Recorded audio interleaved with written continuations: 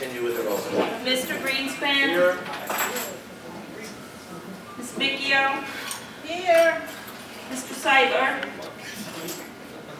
Mr. Silver. Mr. Tiff. Here. Here. Mr. Slotkin. Here. Mr. Grunhut. Here. Yes, we have one. All right, Ms. Winters, if you could, are there board members in there? No, one did that. I'll Yeah, okay. Mr. President, if your pleasure, we're ready to do the agenda? Yes. Are there any changes to the agenda? I don't know. Yes, on page 2. Please focus public and private board. Page 2. Number D, there was additional items for the bill list. The new total is $7,714,023.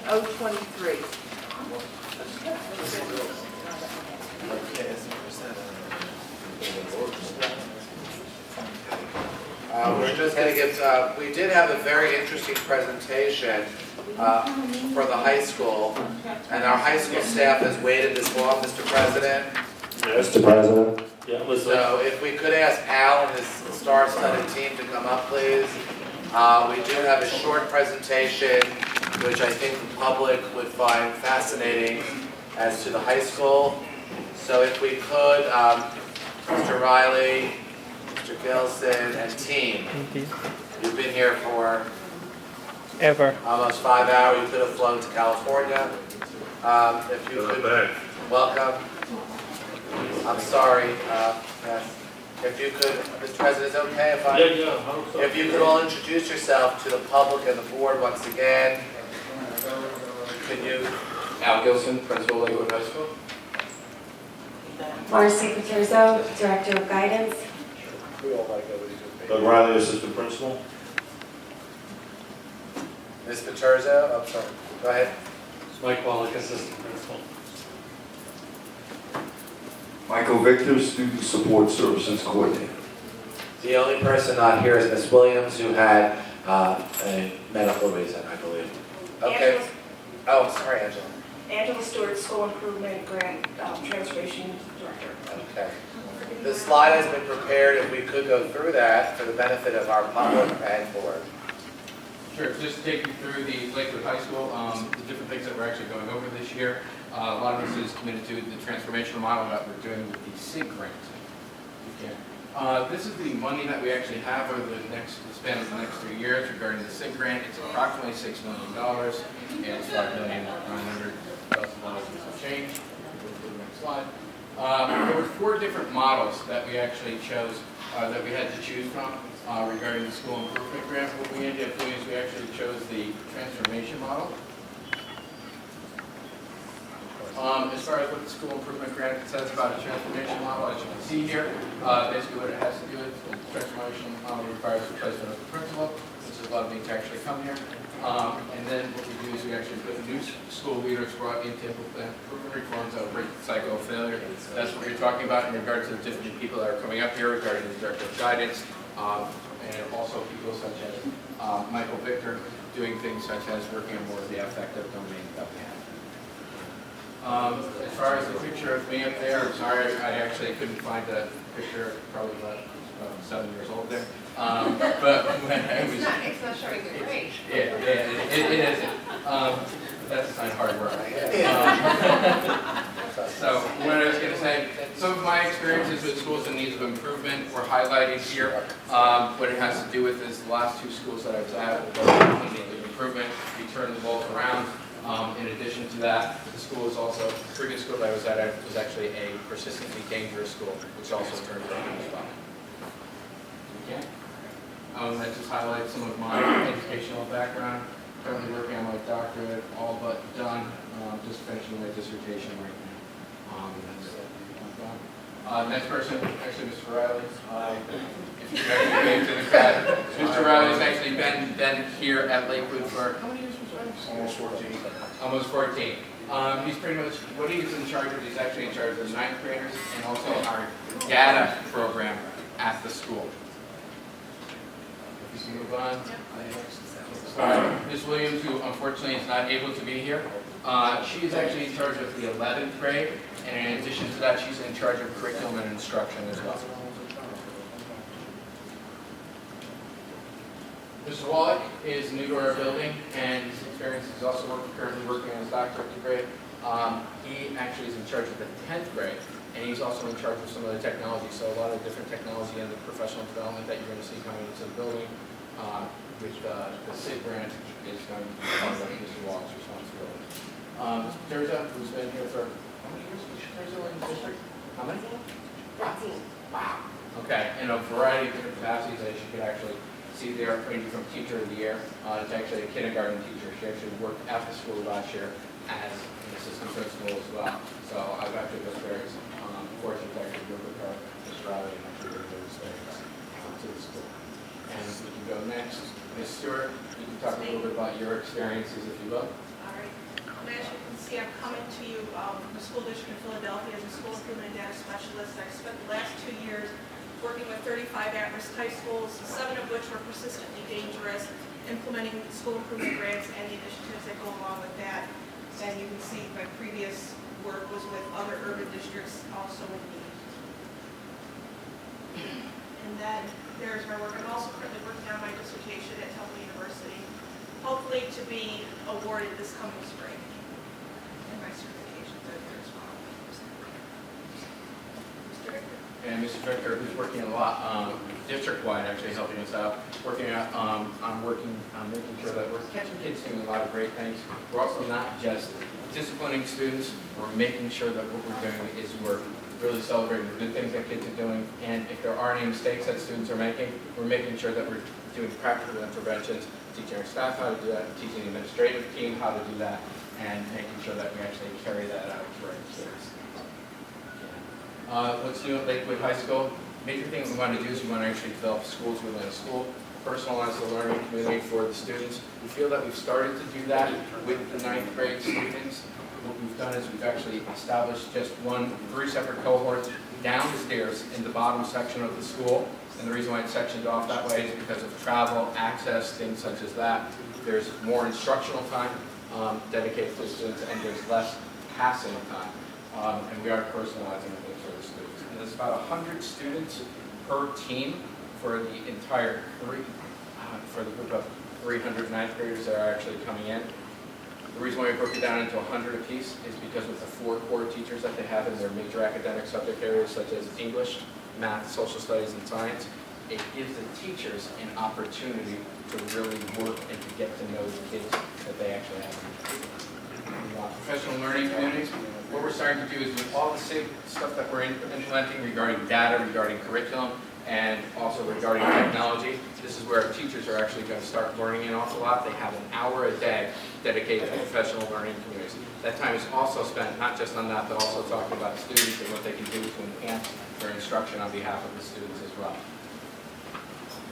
Professional learning communities also right now have allowed us to look at some student achievement data, actually had different student support services such as Guidance for Commerce and our school-based team come in and talk to the teachers about what they actually do so we can actually rally people together so everybody has an understanding of what one another does. And it's a big school. There's about 115 employees there, and not everybody knows what everybody else does. This gives the opportunity to do this in professional learning. What's new at Lakewood High School? What we're doing is we're making sure that we are making rounds. We're in the classrooms as much as we possibly can be. We want to make sure that we're enhancing instruction as much as we can. We're learning a lot of really new, wonderful strategies through the SIG grant that we're learning through professional development from people at the state level. And the purpose of the walkthroughs is really so that we can get a sense of what we need to offer as far as resources to our teachers to make sure that they're successful in what they need to do for the students that are actually in their classrooms. Parent-teacher organization. It should be parent-teacher-student organization. We've been very lucky. We've had a lot of great parent involvement, and we've only had 1 meeting so far. And our teacher organizer, Mr. Cataline, put a large portion of this together, and we have over 40 members that showed up to the first meeting. And Mr. Kearney, I don't know how many What the date of the next meeting is it the second or the third? I definitely did not know what date it was. So it is the 6th of December. We're inviting everybody there. I believe actually the principal is going to be cooking some dinner for people there as well. We're going to try to do it with a fundraiser and attract more people. Also, as far as what's new at Lakewood High School, interactive smartboards. We're going to actually have those. I believe they're actually on order. They're on order right now. Approximately 120 iPads. We're going to make sure that what we do is, as far as the instruction, a lot of the instruction is going to arrive through technology. We're going to be able to turnkey this instruction during the month of January. Keep going. As far as dropout prevention plan, I think Ms. Paterzo could actually talk a little bit about this.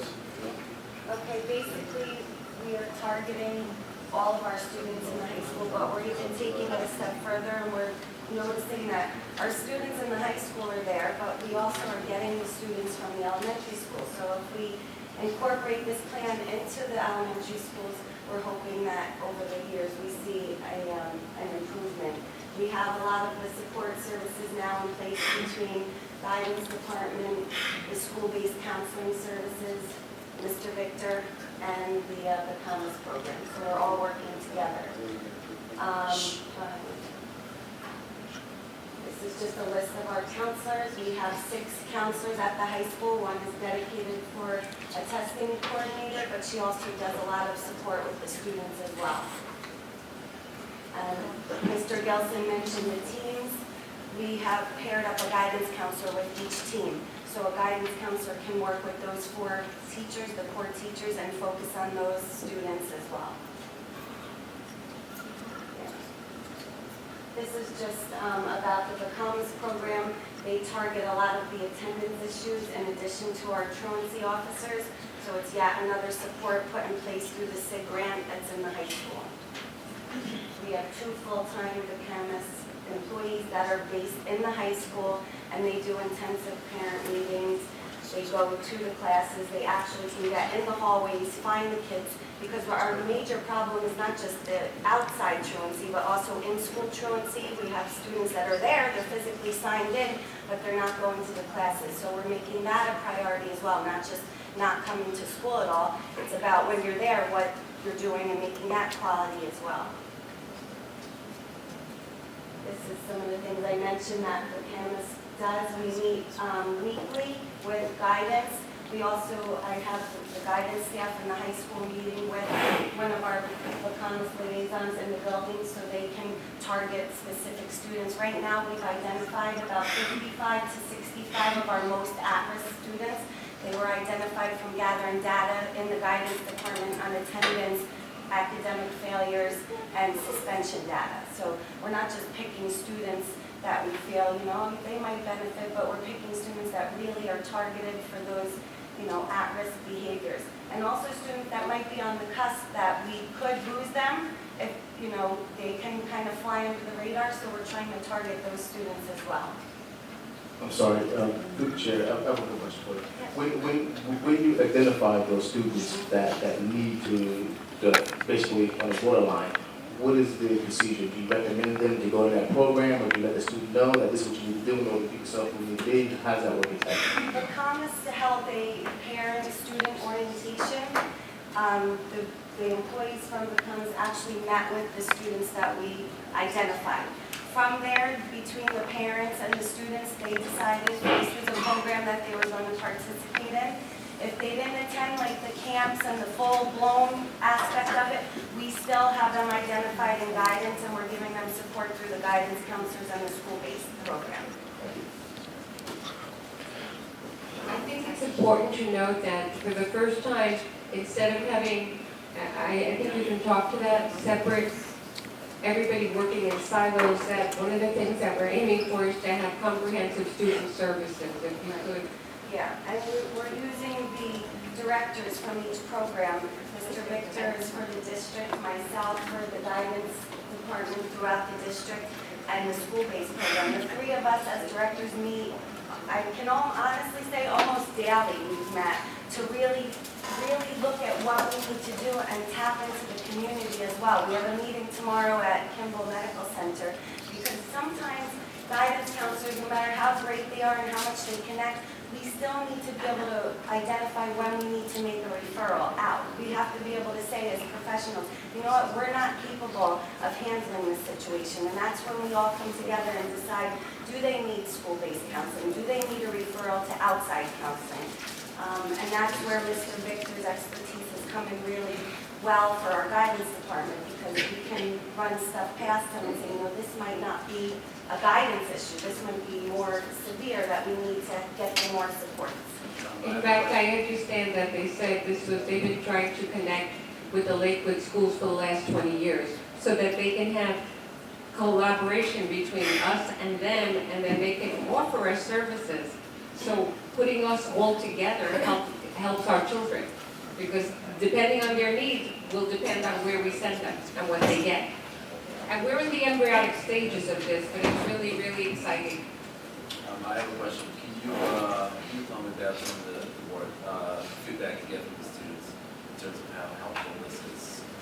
We could create a lot of programs, but can you just talk about some of the...